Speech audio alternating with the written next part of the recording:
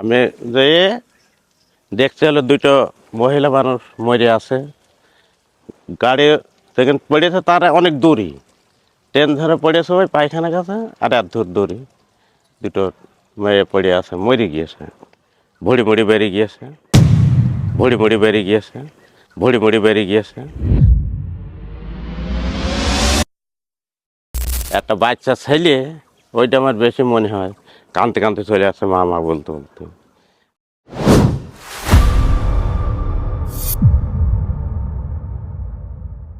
আসসালামু আলাইকুম রহমতুল্লাহ। আশা করছি ভালো আছেন। আমি এখন আছি চুয়াডাঙ্গা জেলার একটা ঐতিহাসিক একটা জায়গা, গাইঘাট গ্রামে বা গাইঘাট। আমার পাশে আছে হচ্ছে গাইঘাটের একটা ছোট করে স্টেশন ছিল। পিছনে মোটামুটি 1 থেকে 2 কিলোমিটার পিছনে ট্রেন পড়ছিল এবং সেটা খুব বেশি জনপ্রিয় হয়েছিল। অনেক অনেক মানুষ মারা গেছিল এবং ট্রেন এতটাই বিমর্ষ অবস্থায় হয়েছিল, তখনকার সময় যারা দেখছে তারা নাকি এখনও খুবই খারাপ লাগে, খুবই কষ্ট পায় এবং সেগুলো মনে আসলে নাকি ঘুমাইতে পারে না, এমন একটা অবস্থা, ভয়ঙ্কর একটা অবস্থা হয়েছিল। সেই জায়গাতে আছি, আমার দুই পাশে আছে স্টেশন, সামনে হচ্ছে Chuadanga station, Chuadanga main point, আর পিছনে হচ্ছে যতদূর জানি আমি জয়রামপুর স্টেশন। তো আমরা ওইখানে যাব, তার আগে একটা মুরব্বীর সাথে দেখা হয়েছে, আমরা তার কাছ থেকে শুনবো যে কী কী তিনি দেখছিলেন। তিনি নাকি তখন ছোট ছিল। আজকে 2026 সালে দাঁড়িয়ে আমরা 1979 সালে যদি আমরা দেখি, তাহলে এবার কী কী দেখছিলাম এবং কী কী ঘটনা ঘটছে এবং সে জায়গা আমরা এক্সপ্লোর করব এবং দেখব। আমাদের সাথে থাকতে পারেন। আরও একটা বিষয়, নিত্য নতুন এবং তথ্যবহুল ভিডিও পেতে চ্যানেলটি সাবস্ক্রাইব করে রাখতে পারেন। তাহলে চলুন দেখা যাক।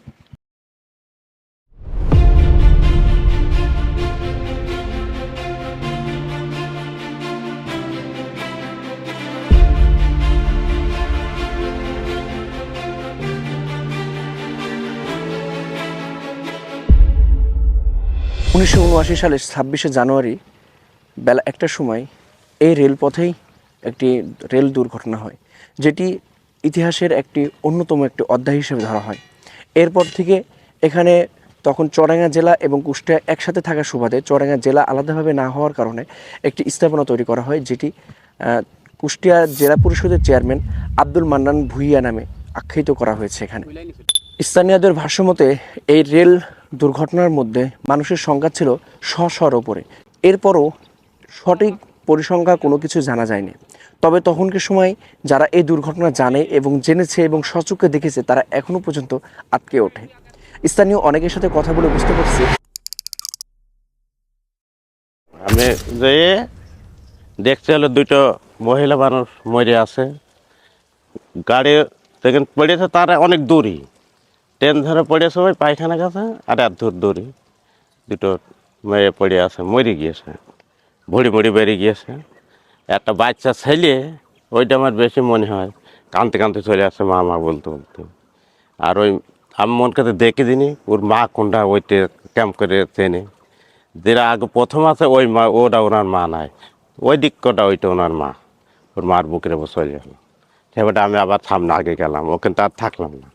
আগে গিয়ে ওই গাড়ির মধ্যে দেখছি বাসাও করছে, টাকা পয়সাও যার কাছে আছে এরকম নিয়েছে, দেখছে আমার বাসা। আমরা অর্ধর্গে পৌঁছালাম না, বিরাট ভিড়। তখন দাঁড়িয়ে একটু দেখে সেবার ওই পুলিশ চলে এসলো, পুলিশ আর্মি ফার্মিরা চলে এলো। আমরা চালিয়ে পিলিয়ে দৌড় মারলাম, এতটুকু। দিনও মানে পড়ল তো বেলা 1টার সময়, শুক্রবারের দিন। আপনি তখন, আপনার বয়স কত হবে তখন?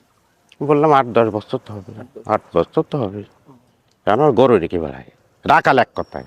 এখন আমাকে আব্বাকে বহুত গরু ছিল, 12-14 গরু ছিল। আমরা তো আর একটা ভাই আছে, আমরা 2 ভাই রাখতাম। মাঠে থেকে গেলাম।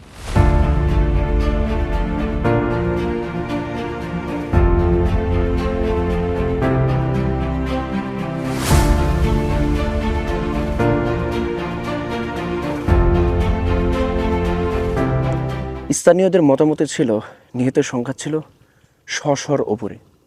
আর প্রশাসন এবং সরকারি অধিদপ্তরের সেই সময়কার তথ্য ছিল নিহতের সংখ্যা একেবারে ক্ষীণ, একেবারে অল্প, যা 40 থেকে 45 জনের মতো। অথচ সে সময়টা যে পরিমাণ হাহাকার, যে পরিমাণ রোনাজারি ছিল, তাতে বোঝা গিয়েছিল এই জায়গাটা বাণিজ্যিক পথ হিসাবে অনেক বেশি খ্যাত ছিল। চুয়াডাঙ্গা জেলার যেহেতু খুলনা বিভাগ এবং পশ্চিমবঙ্গের এই সাইডে চুয়াডাঙ্গা জেলার শেষ মাথা বিভাগীয়ভাবে, এখানে বিভাগ থেকে ঢাকা থেকে খুলনা এবং খুলনা থেকে চুয়াডাঙ্গা জেলাতে মাল রপ্তানির জন্য এই রেলপথটি বেশি ব্যবহার করা হতো এবং এই রেলপথে বাণিজ্যিকভাবে টাকা পয়সা যেমন, ঠিক একইভাবে পণ্যদ্রব্য অনেক বেশি আমদানি করার সুবাদে এই জায়গাটি অনেক বেশি মানুষের কাছে পরিচিত ছিল, যার সুবাদে এখানে বারবার ডাকাতি হয়েছে এবং বারবার ট্রেন ছিনতাইয়ের মতনও ঘটনা ঘটছে।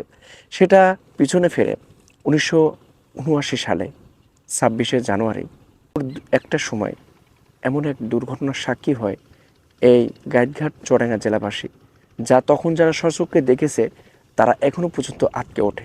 জায়গাটি এখনও পর্যন্ত আমরা ভিডিও করছি, থমথমে একটা জায়গা বিরাজমান করছে।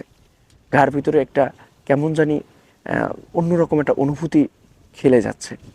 যতগুলো মানুষ এখানে মারা গিয়েছিল একসাথে, তাদের কেমন জানি মনে হচ্ছে বিচারটা এখনও হয়ে ওঠেনি।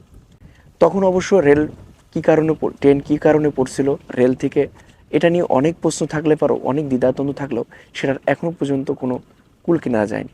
আমার পিছনে যে স্থাপত্যটি দেখতে পাচ্ছেন, ছোট একটি স্মারকলিপি মতন তৈরি করে রাখা হয়েছে এই জায়গাটি চিহ্ন করার জন্য। অনেকের সাথে কথা বললাম এই বিষয়টাকে কেন্দ্র করে, তারা বললেন এটা অবহেলিত এবং অযত্ন থাকার কারণেই জায়গাটি আস্তে আস্তে বিলুপ্তের পথে চলে গেছে।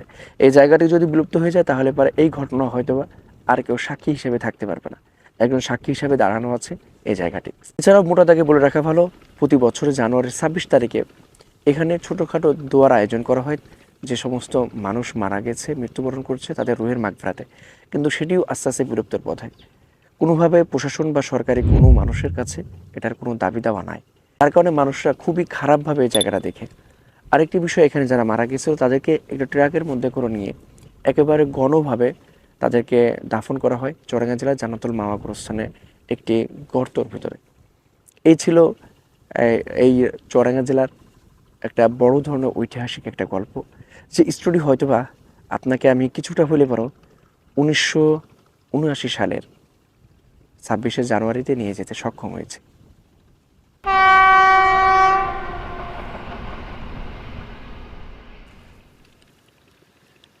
এখানে যারা শহীদ হয়েছিল, যারা মৃত্যুবরণ করেছিল, তার ছোট করে স্মারকলিপি তৈরি করা থাকলেও তাদের রুহের মাগফিরাতের জন্য হয়তোবা সেভাবে দোয়া করা হয় না। আজকে জুম্মার দিন, সেই সুবাদে আসছি, দেখে অনেক বেশি ভালো লাগলো যে একটু হলে পারো ছোট একটা উদ্যোগ নিতে হলে পারো নিয়েছে তৎকালীন জেলা পরিষদ কুষ্টিয়া। সেই সুবাদেই আমরা এখানে আসছিলাম এবং দেখছি, এবং জায়গাটির একটু ছোটোখাটো সাক্ষী হিসাবে ফুটেজ কালেক্ট করলাম। আপনারা যারা দেখছেন চ্যানেলটি সাবস্ক্রাইব করে এই ঐতিহাসিক একটা গল্পের সাক্ষী হওয়ার সুবাদে কমেন্ট করে আমাদের সাথেই থাকতে পারেন। ততক্ষণ ভালো থাকবেন, সুস্থ থাকবেন, তথ্যবহুল এবং ভিডিও পেতে আমাদের সাথে যুক্ত থাকতে পারেন। ভালো থাকবেন, সুস্থ থাকবেন, আল্লাহ হাফেজ।